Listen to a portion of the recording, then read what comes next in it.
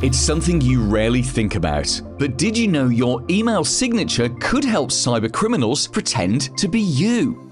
Imagine you get an email from a trusted colleague. It's actually a cleverly disguised phishing attempt trying to trick you into clicking a malicious link or downloading a harmful attachment. Cybercriminals can mimic an email signature to make their fake emails look legitimate. How do you protect yourself and your business?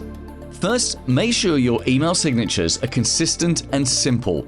Avoid using too many flashy elements or unverified links. This helps reduce the risk of them being spoofed. Also, make sure only necessary contact information is included and that all links are clearly labeled. Educate your team regularly on how to spot phishing attempts. Encourage everyone to double-check sender details and hover over links to verify URLs before clicking. Use robust encryption algorithms to secure email signatures. This makes it much harder for cybercriminals. And lastly, always keep your email systems updated and audit your signatures regularly. We can help make sure your email signature remains a tool for communication, not a vulnerability. Get in touch.